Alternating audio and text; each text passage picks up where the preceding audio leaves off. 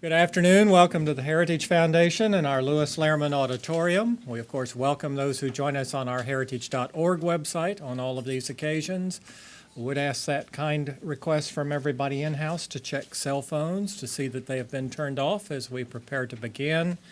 We, of course, will post the program on the Heritage homepage for everyone's future reference, and our internet viewers are reminded you can send questions or comments to us at any time simply emailing speaker@heritage.org. Hosting our special guest today on the Russell Kirk Lecture is David Azrad. David Azrad serves as the director of our B. Kenneth Simon Center for Principles and Politics. Please join in welcoming him. David? Thank you, John.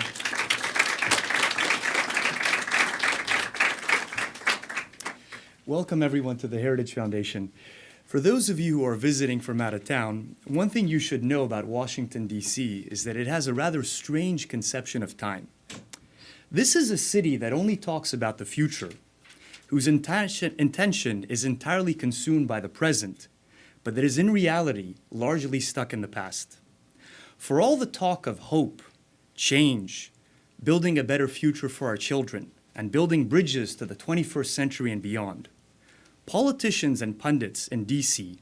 have a hard time looking beyond the next election, and much of what they have to offer are the same tired policy prescriptions of yesteryear. For many Republicans, it's always 1980, and for many Democrats, it's always 1964.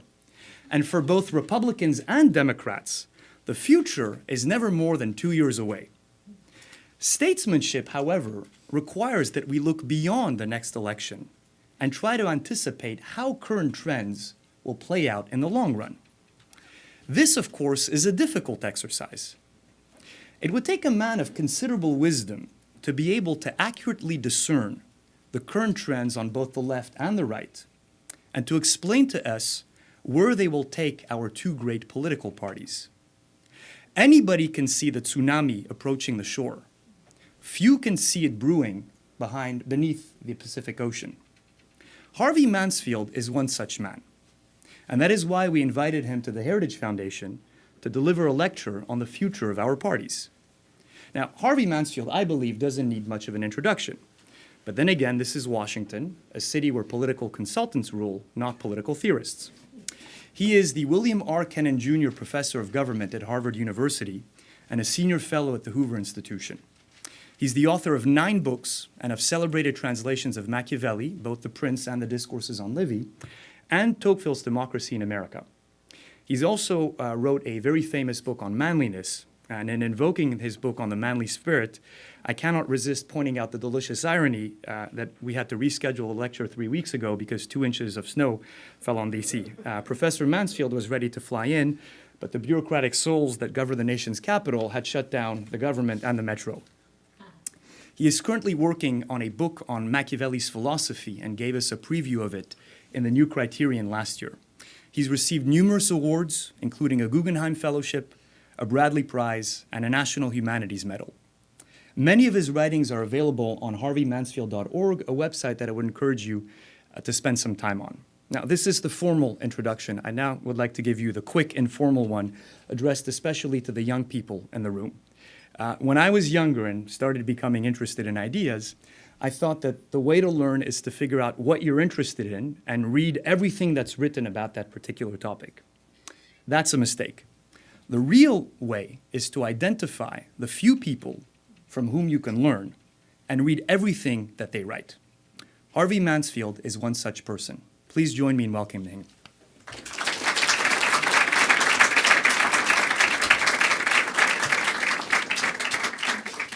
Thank you, David, for that very generous introduction. So, I'm not a political scientist of the social science variety. I rely on my perspicacity, such as it is, and I rely to connect on my ability to connect to your judgment, such as that is.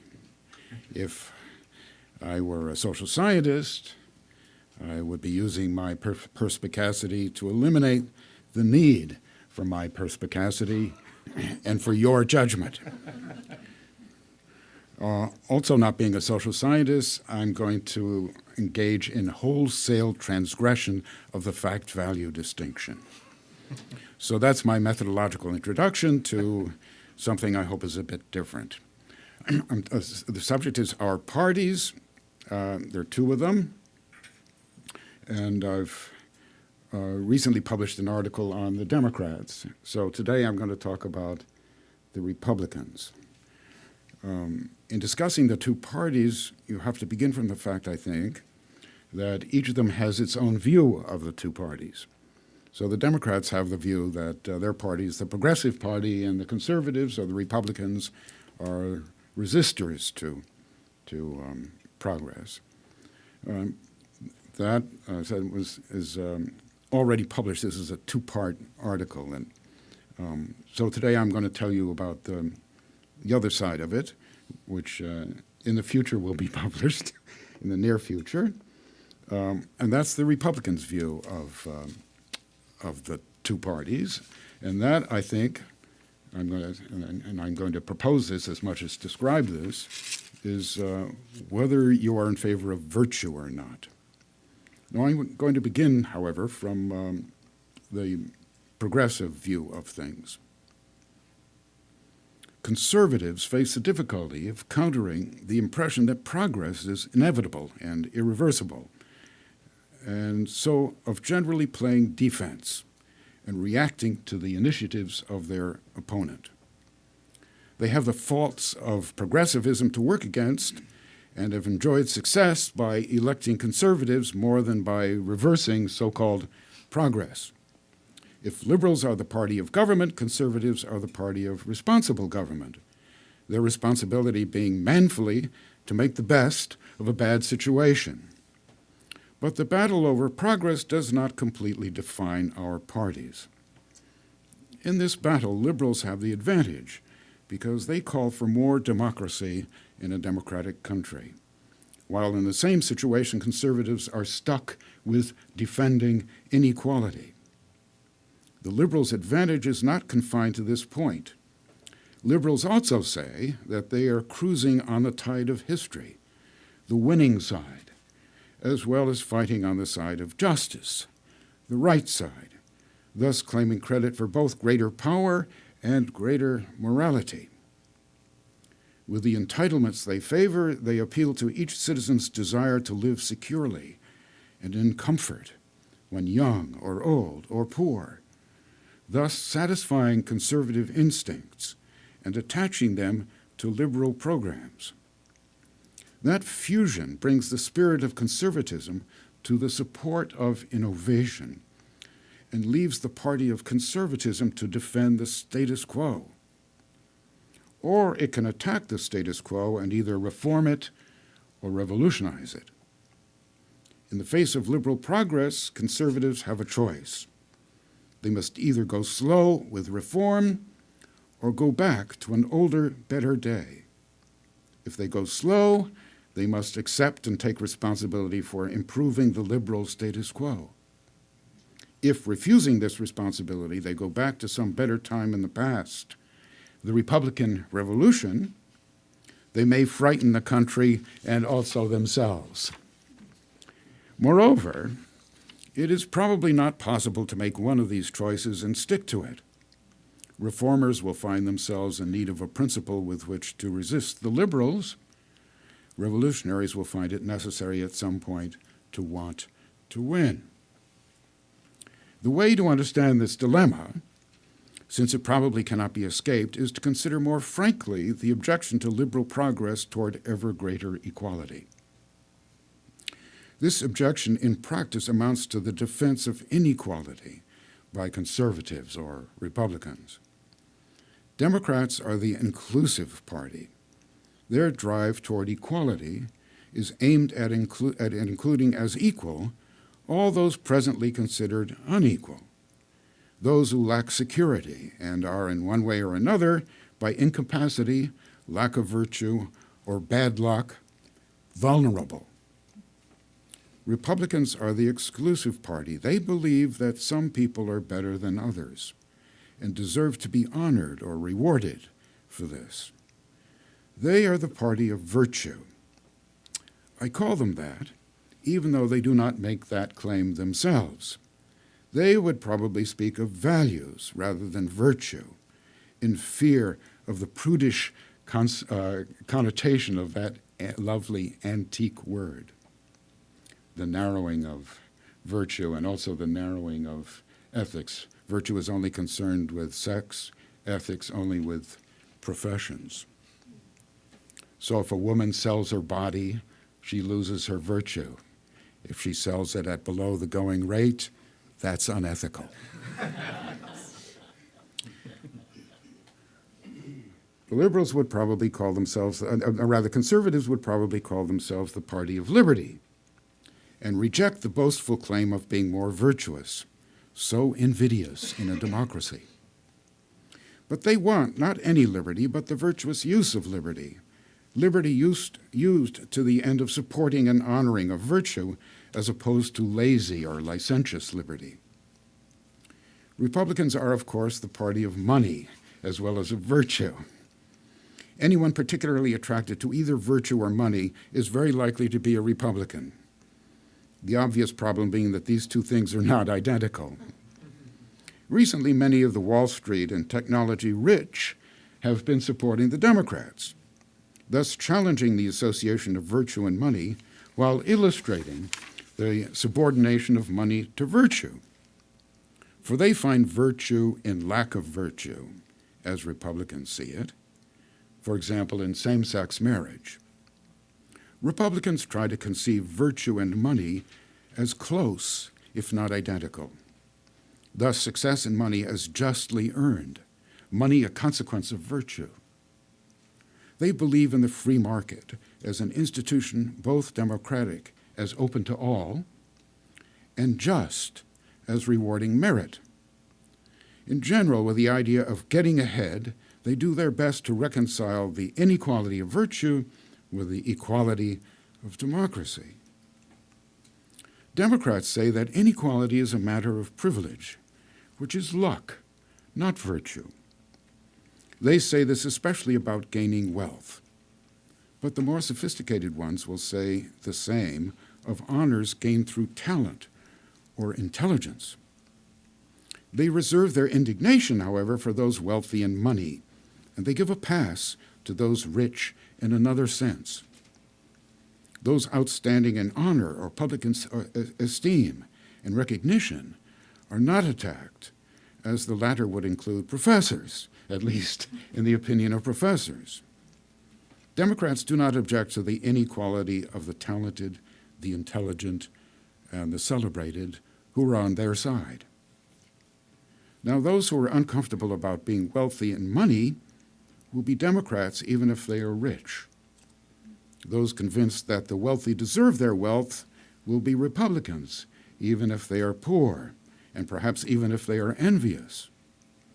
To be a Democrat is to believe that government must, above all, not incidentally, but above all, be concerned with counteracting ill luck.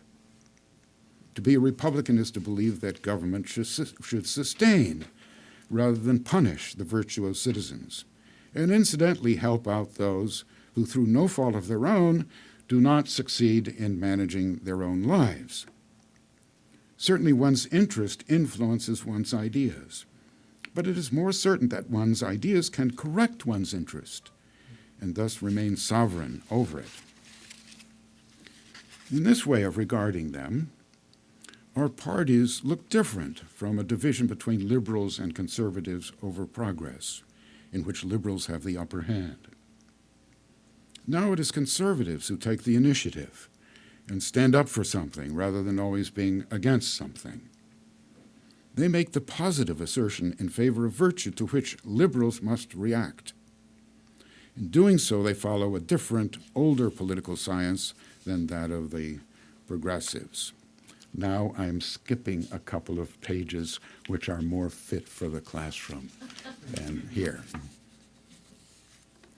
But I'll mention Alexis de Tocqueville and Aristotle.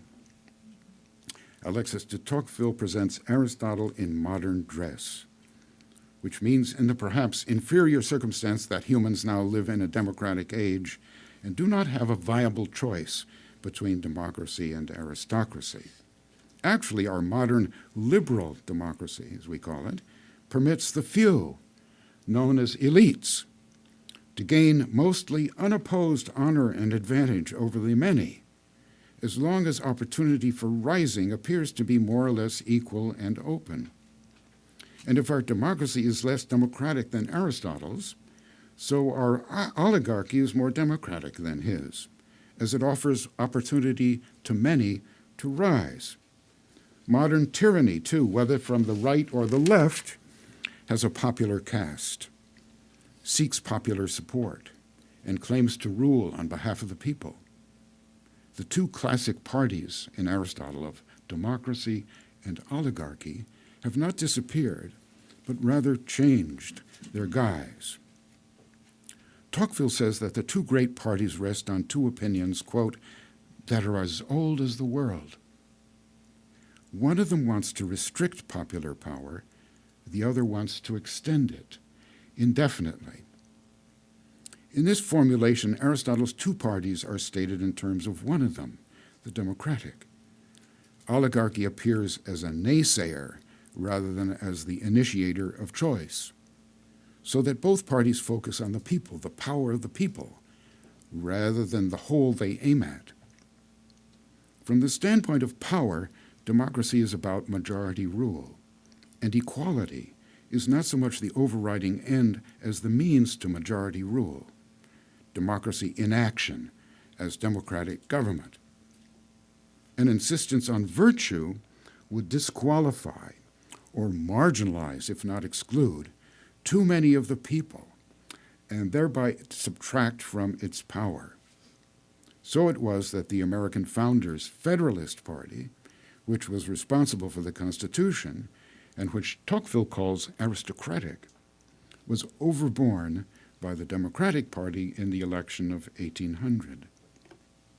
Since that time, America has been democratic as a whole, and the distinction that James Madison tried to maintain in 1787 between a republic, that's good, and a democracy, that's bad, has been abandoned. When the Republican Party was formed in 1854, it was a popular party, but still the virtue party. Abraham Lincoln made sure of that, and in doing so set an example for today. The conservative need today is to recognize the basis of conservatism in virtue and to make virtue democratic, suitably to our time. Lincoln's opposition to slavery took America back to the Declaration of Independence, more than to the Constitution, the latter being the frame of silver, as Lincoln called it, and the form of the Declaration, the apple of gold. Hence equality, that the principle that all men are created equal. This is the democratic principle in its extreme, by Aristotle's analysis, the principle used by Lincoln to abolish the distinction between free and slave that Aristotle thought to be endemic to human life. Perhaps Aristotle was not altogether wrong because he understood freedom to be as much a human accomplishment through virtue as a gift from nature, perfect without a human contribution. As he explains it, nature gives men the capacity for freedom and the capacity for virtue, as opposed to the animal instinct. It is up to men to make themselves free through education and politics by engaging this capacity. Lincoln took heed of nature's requirement of virtue as well as nature's gift of equality. Freedom is an attainment, a right to be free and to be treated as free. It's not a right to be let alone and to be respected regardless of how it's used. For one thing, freedom must not be used by citizens in elections to impose slavery on others, contrary to Stephen Douglas's theory of popular sovereignty. Free citizens must be morally disposed against slavery so as not to tolerate it. Equality should be understood as equal rights, a standard maxim, Lincoln called it, constantly looked to though never perfectly attained. The Constitution tolerated slavery, but only in a manner that does not fix it in our politics, and in preparation for the day when free citizens would be willing to abolish it. Lincoln subordinates the Constitution to the Declaration by infusing it with the spirit of equality, and at the same time he specifies that spirit by explaining how the Constitution will bring it about with the free consent of citizens. For the South was coerced only when it refused assent to a president duly elected under the Constitution it had consented to. Lincoln had more to say about promoting virtue in a democracy. This is my Marco Rubio moment.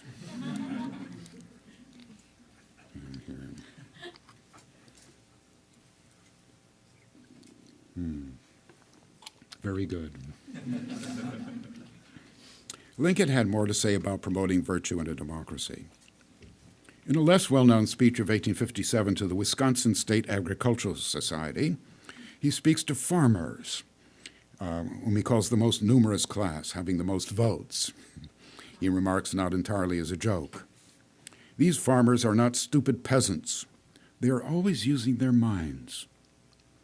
They know the difference between doing one's work and doing it well, and they take pride in the latter. They do their work thoroughly, which means with an eye to how it might be improved and more productive. They know, therefore, that labor and education are compatible, and that labor is not slavish, nor is it a punishment, but on the contrary makes one free.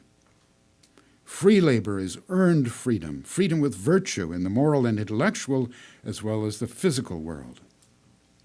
It justifies the hope that the course of the world, quote, shall be onward and upward. This is progress as it was presented before the progressives, to which conservatives in a democracy might repair, a progress without the mindless extension of equality, the numbing guarantee of historical inevitability, the well-meaning oppressiveness of big government, the sludge of bureaucracy, and the curse of demagoguery. For in one of the typical beauties of his rhetoric, he expressly warns the Wisconsin farmers that he is going to flatter them before proceeding to do so. And Lincoln gets away with it, announcing his flattery while practicing it. Virtue, to do its work, needs an agreeable presentation. Lincoln, the founder of the Republican Party, the less self-knowing party, is the only American politician who had something to say about what he is saying. It is time to speak of virtue as it is in Democrats.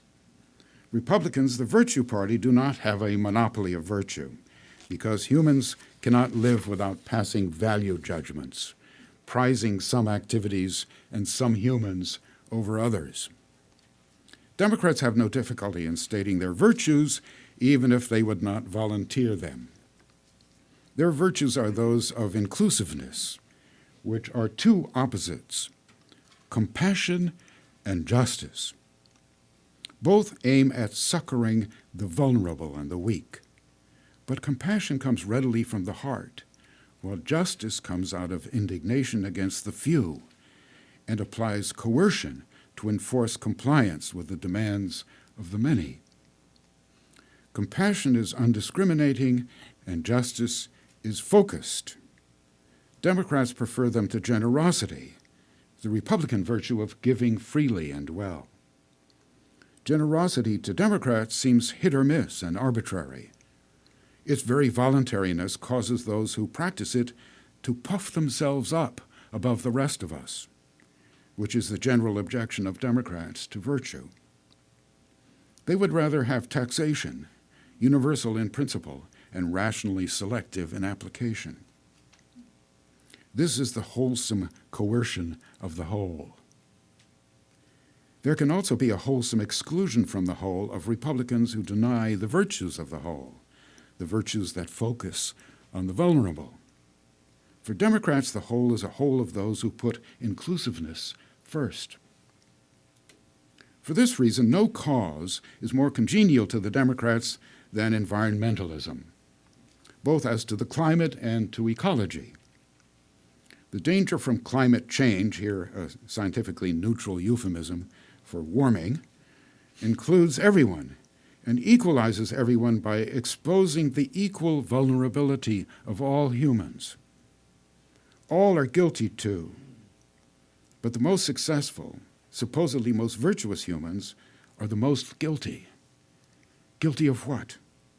Of having made the most technological progress while inspired by the most advanced science.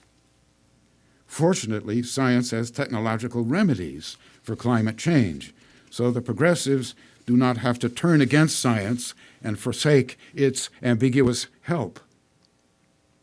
In our woes of excess warmth, science will make us more equal and less vain of our triumphs over nature, together with two valuable political consequences. We shall have more big government and more redistribution of wealth from rich countries to poor ones. Science will be morally improved by turning it to the task of sustaining rather than exploiting nature. Science will indeed secure the triumph of human morality instead of seeking to increase the bounds of human empire, a la Francis Bacon. Putting man back into his place, an equal place, not a separate kingdom, in nature, will be true progress toward equality and sobering inclusiveness to boot. When taken to the limit, Democrats are the party of ambition against all human ambition. Since the 1970s, since in particularly the Roe v. Wade decision in 1973, Democrats have defended the right of abortion fervently and with increasing partisan conformity, so that now no strong opponent would be with the Democrats, though some advocates could be libertarian Republicans. The vehemence of abortion supporters betrays a strong moral indignation against the other side for keeping women down in the status of the second sex, bound to motherhood. Their opponents, they think, do not want to allow women to join men as equals, both in career opportunities and in sexual liberation. Thus, theirs is a demand for inclusiveness in the new gender-neutral society that has been created by feminism. Feeling on this issue runs high on both sides, but that in support of abortion is more remarkable because it runs against any maternal inclination and serves only to make career more convenient and sex more available. Women are slightly more than half of Americans, and though most do not follow feminism to its quite demanding extremes, all of them are open to the judgment that women are often put upon by men. Feminism has a stranglehold on American universities, not just threatening, but actually squeezing, and an important role, at least of veto power, in the Democratic Party. By its interest in safeguarding women's careers, feminism has made its peace with capitalism and with the bohemian bourgeoisie of Hollywood moguls and would-be technocrats. These are David Brooks's bobos. Thus enabling Democrats to dispense with Marxism, though not, of course, with big government. Democratic women like to work for the government and to be active in public employee unions. Republican women are likely to appreciate the advantages of femininity, which grace the virtues of a woman as distinct from those of a man. They might think that women are better than men in some regards, whereas Democratic women believe that the two sexes are roughly the same, and that men treat women as inferiors accidentally and unnecessarily. Above all, Republican women believe in feminine modesty, and Democratic women, if they practice it, do not believe in it. A word should be added on libertarians who have not yet been discussed. Libertarians hold to the sovereignty of the free market as far as they can. The free market, they believe, substitutes for the government of men who have special interests as all men do, that disqualify them as just and impartial rulers. But since government is needed to regulate these special interests, the rule of law is altogether necessary and desirable, and libertarians are not anarchists. They can be quite fierce and unbending in enforcing the law, if law has been the product of just consent in a fair system of representation. They do not like executive or judicial discretion, however wise or responsive to emergencies, because it clouds the calculations and expectations of free citizens. Libertarians are leftists of the right or rightists of the left. They can go left in company with Democrats demanding abortion rights for women, or they can go right with Republicans who justify inequalities arising from the accidents of a free market. Though they are the party of self-interested calculation, hostile to the demands of virtue, they can be quite surprisingly moralistic in defense of the freedom expressed in, quote, spontaneous order, the concept of their philosopher Friedrich Hayek. Readers of Ayn Rand know that they have their heroes, too. Libertarians cause trouble for both parties, wanting, as they do, to eat their cake by allowing inequality, and have it, too, by not imposing inequality. Their thinking is half-baked and rather irresponsible, like a teenager's or an economist's. They do not cause trouble for an analysis based on the duality of parties, however, even though they stand for a whole that just happens without anyone's caring for it. That's Hayek's spontaneous order. And for a freedom that needs no instruction in virtue. Because the Democrats are the party of the people, they are free to be less scrupulous than Republicans, who are more earnest and upright. Upright equals uptight. Both have their scandals, but Democrats get away from theirs more readily and do not suffer much from guilt. To see the difference, contrast the most outstanding recent scandals of each party, those of Presidents Nixon and Clinton. Nixon had to face his embarrassed party and resigned in shame. Clinton's party supported him readily with a dismissive shrug at his misdemeanor, and both he and his party prospered. Whatever the faults of Democrats, they automatically mean well as being on the side of the people, which is also the winning side, the side of history. The Republicans' virtue compels them to defend propriety in the conventions that the more virtuous erect to identify themselves, in which they too readily take satisfaction. Republicans take pride in being shocked, Democrats in not being shocked. Thus, as a dinner companion, one would prefer the beguiling charm of a Democrat to the stiffness of a Republican. For the choice of a spouse, however, one might reverse and prefer someone who is capable of shame. As the more inclusive party, Democrats are more informal than Republicans. For Democrats, formalities are barriers closing off the warmth of feeling known to them through their scientific psychology as empathy. Republicans are suspicious of psychology, that is, the modern psychology that speaks of the self, not the soul, and so has nothing to say of the beautiful soul. They sense its hostility to virtue, particularly the virtue of self-reliance, so contrary to psychology's therapy of self-excusing. But Democrats love the sort of care that makes few demands on the recipient. They do give the impression, of course, that they would be happy if the recipient got off his duff far enough to show gratitude to Democrats with his vote. But they always want to make it easier to vote, and they prefer automatic voters, voting their interest or their identity to conscientious ones who might think about it. Republicans believe that virtue is efficacious. If you're honest and hardworking, you will succeed in making a living with more or less comfort for yourself and your family. This means that society is on the whole just. It rewards the deserving. A just society needs to be supported by a just God to correct for human imperfections. And Republicans tend to be churchgoers and worshipers more than Democrats. Many Democrats go to church too, but to liberal churches that preach compassion for human weakness rather than assistance to the virtuous. Republicans speak of sin or vice, though less frequently than they used to. Democrats omit sin and denounce the vices of the powerful and rich. Republicans will agree to have government help the, quote, truly needy, a suspecting description they like to use, but in a spirit more of generosity than justice.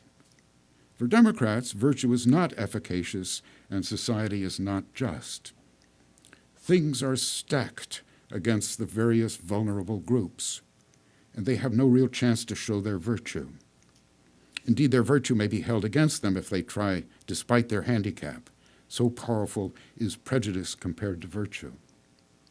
The vulnerable are victims in need of government's protection and assistance, who suffer from the callous neglect of the pseudo-virtuous.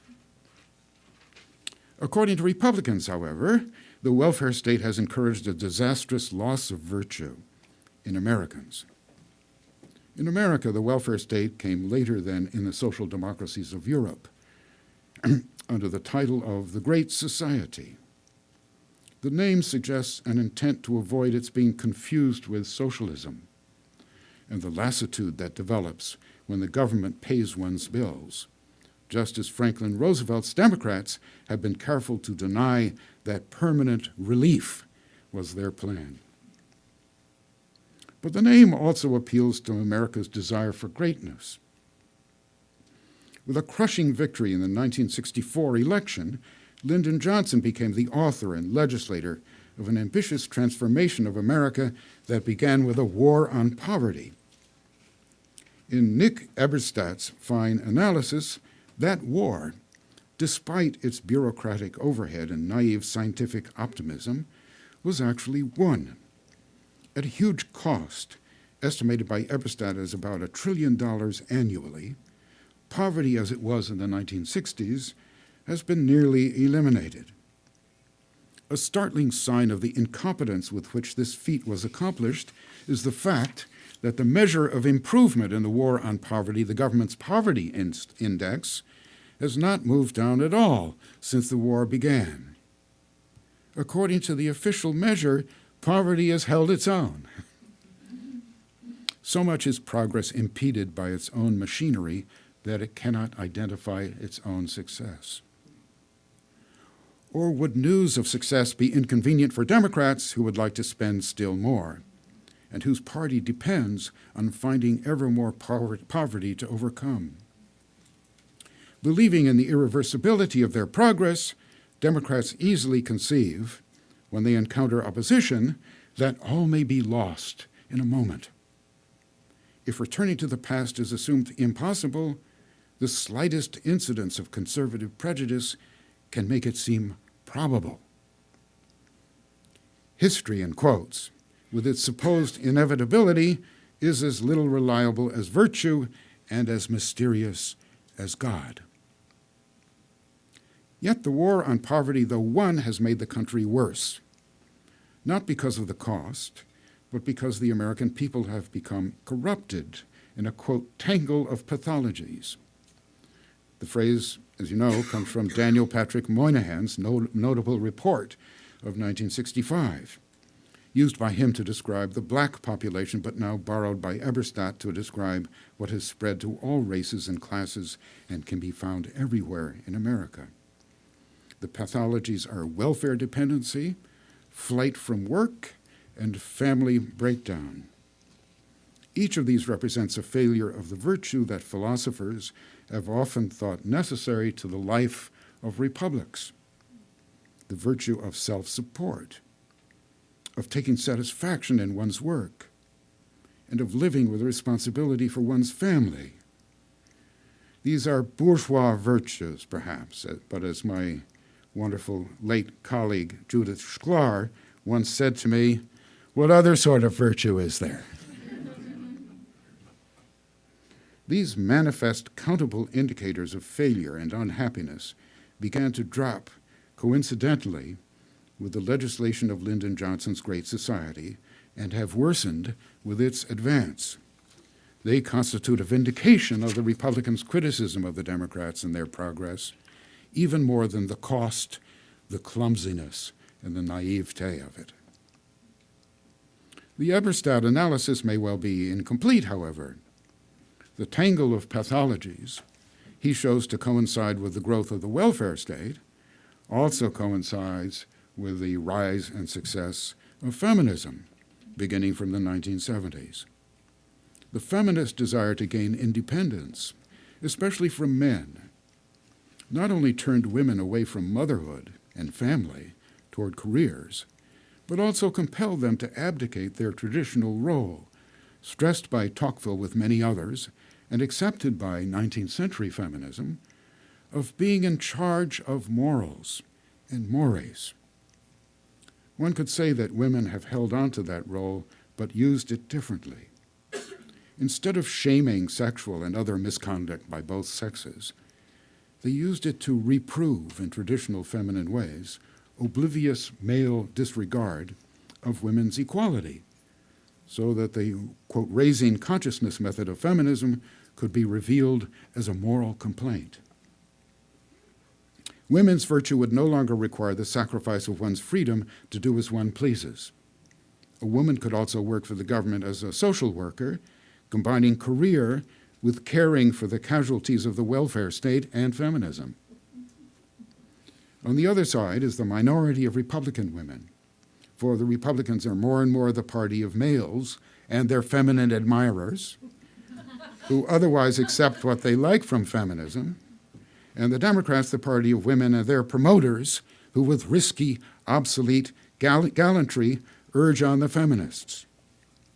As electoral strategy, the Democrats have added the accusation against Republicans of a war on women to complement the war on poverty that they approve of. Again, it is clear in regard to feminism as to the welfare state that Democrats have not abandoned virtue, but adapted it to programs that are mainly intended to substitute for virtue. Republicans, for all their love of money-making and sometime worship of economics, bear the burden of defending virtue in a democracy. And yet another yet, it's necessary to lean against democratic egalitarianism, not so much because it is democratic, but because it is elitist in inspiration. Quote, "The few are always minister of the few," said Machiavelli. And this goes for the progressives, too. They care for themselves, and they can remind one of the defects of oligarchy as much as do Republicans favoring the rich, oblivious self-satisfaction and unjustified superiority. Americans want to be a great people, not just another people like the rest. And they locate their greatness mostly in their great presidents. But those presidents come from both parties. When one from the party of inclusiveness, like Jefferson or Franklin Roosevelt, shows the people what an aristocrat is, and when one from the virtue party, like Lincoln or Ronald Reagan, makes virtue popular rather than conceited. Thus, one must not dismiss the ambition of the Great Society, even if in effect it made Americans more dependent and less great. Though greatness is available from both parties, only twice has it been found above party.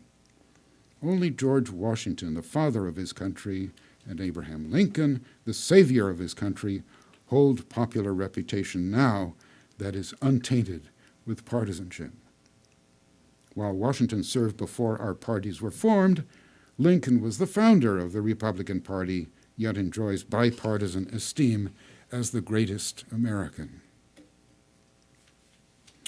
Democrats and Republicans also differ over relativism, which is the term that Republicans use to disparage the multiculturalism of Democrats. As I said, Democrats have indeed shifted their thinking from, quote, progress with its positive value to, quote, change ostensibly neutral, but in practice the same as before. The individual rights they used to think the basis of progress have been eclipsed by the notion of culture. Formerly, the ways of liberal society, its culture, were thought to be derived from the knowledge of rights. But now it is the reverse. Culture is held to be the basis of that knowledge, which is now demoted to mere belief. It's the belief of our culture. Democrats tend to accept, with some hesitation in the older generation and among the uneducated, the discovery that all cultures are equal, hence that the best culture is a multiculture. In this way, relativism becomes a principle itself, the principle that saves principle in the age that denies it, and so saves us from lack of principle. Democrats will therefore become indignant on principle about someone who holds a principle, and will take offense at Republicans not so much for their principles as for having any principles that imply judgmental standards. With this development, taking offense becomes legitimate, replacing the calm toleration taught by earlier liberalism, since every such standard amounts to an insult against the person or group judged. In this mess, confused Republicans, inevitably old-fashioned, stick to their principles and often forget to argue for them, calling them values as if they could not and need not be defended. And to speak of defense, both parties are public-spirited and patriotic, but each in its way. Republicans are much more likely to join the volunteer military, which performs well. To serve in the military is to make a career of sacrifice and risk. Those who do so cannot help taking pride in themselves and feeling some disdain for others they defend who live an easier, better rewarded life. Such people are Republican material. Democrats are more likely to work in the caring and regulatory parts of government as public employees in the kludgocracy, servers who, with their own entitlements, serve themselves first. America is a country that stands for progress. Progress in prosperity, in freedom, in science, but above all, progress in the practice of self-government. That is the attainment set forth on the first page of The Federalist, and so nobly in Lincoln's Gettysburg Address, as America's gift to mankind. This is American exceptionalism, the plan of an experiment whose success would prove that any other country could do as America had done first. America would not be best in this enterprise or even unique, only the first. This was high ambition, but it was not exclusive. Yet it was too much for the denizens of progress who put their faith in history rather than in themselves, in their own voluntary virtue.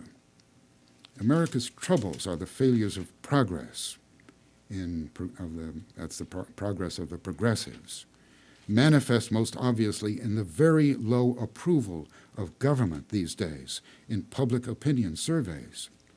The party of government, the Democrats, have brought down American estimation of their own government even while lowering the standard from the one it used to value, self-government, to the much lower standard of government that cares. I began with the inevitability of progress, inevitable because it is intended to be irreversible. The purpose of this progress, which deserves its quotation marks, was to escape the fate of living in the status quo of prejudice. But instead of being a substitute for fate, this progress became a substitute fate. It is indeed worth joining the fight against unreason, but virtue is the way. Virtue depends on us, not on history. It must be suitably accommodated, not to angels, but to men, not to the ages, but to our time. It asks not only what makes us better off, but also what makes us better. Let this be the task of the party of virtue as it contests the party of progress. Thanks.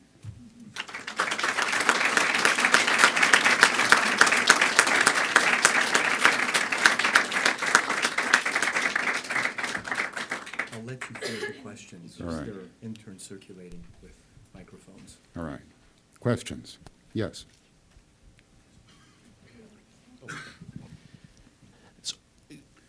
Professor Mansfield, say a few more words about one of the biggest distinctions that I see between the two parties, which is their view of America itself.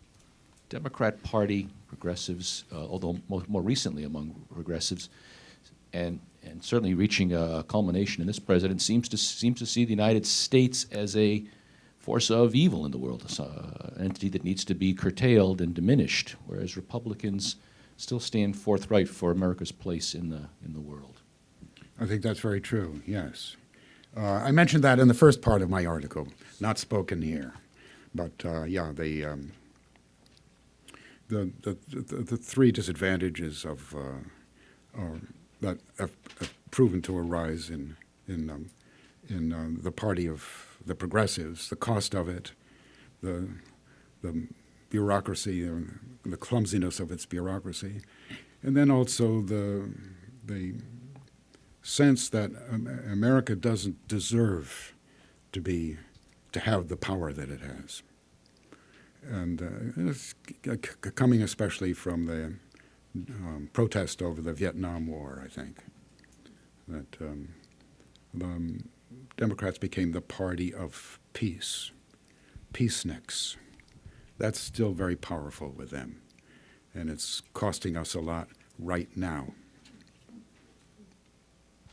Yeah. You talk about the Democratic Party as the party of inclusion and how they, of course, don't include the people who don't believe in inclusion. When I was at Harvard, I took 2 of your philosophy classes, and you, of course, were known then as Harvey's C- Mansfield. And I did get A's in both of them, which probably is my greatest achievement in my life. My question is actually about higher education, because as an observer of Harvard and many other places where I've taught and otherwise, I've seen these battles, these ideological battles grow and grow on the issue of exclusion of conservative voices and so on. I was wondering if you could talk a little bit about your current view of how that has progressed, not only about affirmative action, which is a very specific thing, but more broadly about liberal dominance in universities. Yes, the liberal dominance in universities has been very harmful to those universities because their dominance, in view of the relativism of multiculturalism, has resulted in grave damage to academic standards.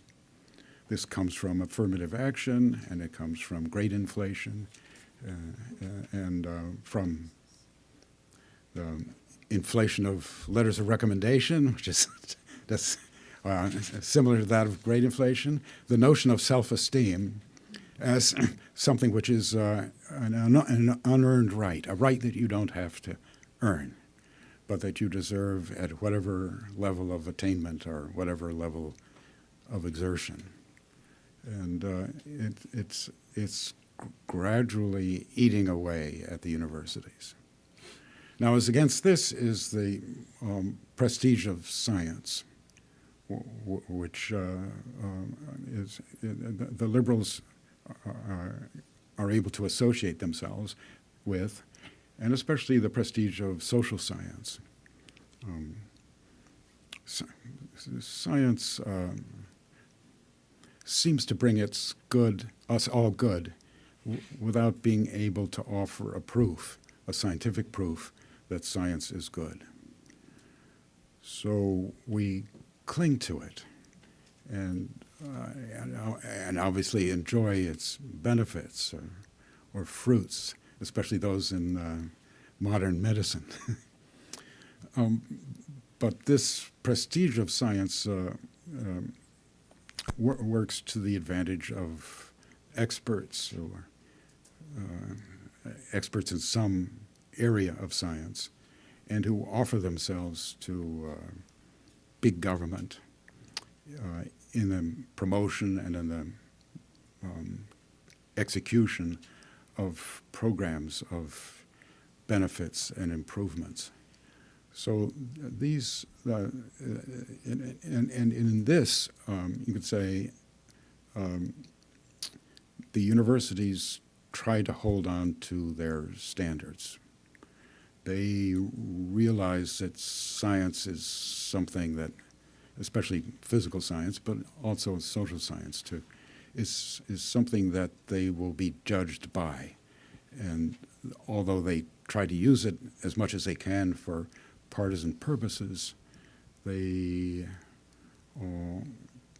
do not fudge with it as they do in the humanities, in the softer disciplines, and in the ways they actually run the universities.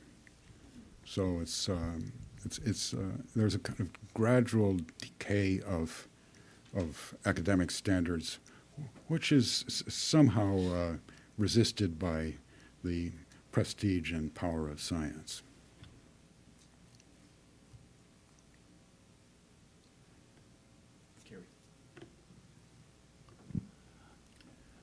Good afternoon. The Republicans have become the party of God, in a sense, and the Democrats have become almost an entirely secular party. And it would seem like maybe that might create a problem for your analysis, because virtue, you argue, is a kind of self-assertion, taking control of your destiny, and yet the Republicans are also the party of virtue and God. Progress, you describe as a kind of fatalism, which almost resembles a kind of belief in providence. So why is it that virtue and God go together and secularism and fatalism? God doesn't do everything for us. But he makes us smile or work with hope. So I wouldn't quite say that the Democrats have abandoned God or the churches. Especially not true of our black citizens, who are still quite powerfully religious. And also one can say that the Republicans, I mentioned sin, they don't talk about sin very much anymore. And although they're the party of virtue, they don't like to accuse others of vice. Moynihan has this famous phrase, defining deviancy down. But the word deviancy is already a defining down, as you can see. He should have said defining vices down to deviancy. Okay? And tangle of pathologies. That's a way of describing medically a situation that's hostile to virtue. So, no, so I'm essentially dodging your question, which asks whether virtue is consistent with religion or not, and I'll leave that to Thomas Aquinas, and the great Aristotelian. Aristotle gave his account of virtue, 11 virtues, in which piety was not included. And Thomas Aquinas was able to show or argue that Aristotle's reason was in accord with God's revelation. So I will return to my formulation with which I began, that God leaves us something to do too.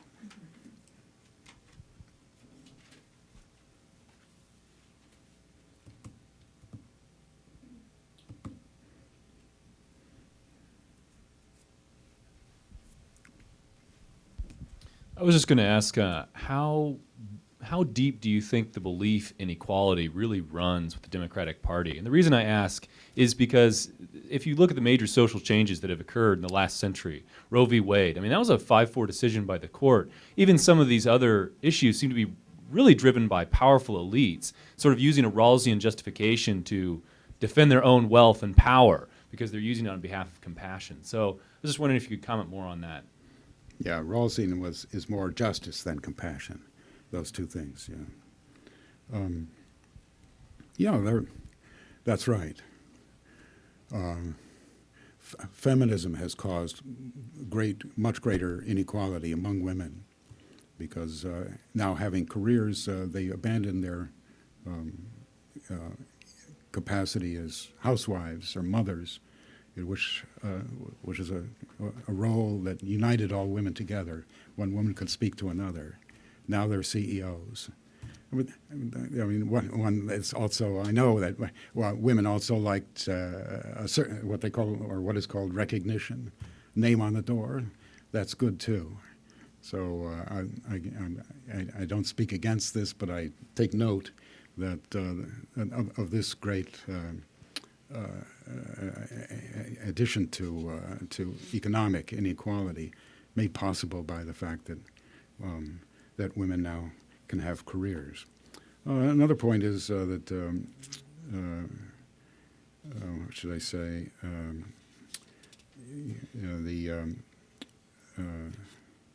The progressives. I've lost my point. Oh yes, the progressives speak only of economic inequality, and forgetting the inequality that, say, of professors. Now, you could say liberalism was founded on two great rights: the right of toleration or free speech, and the right of private property.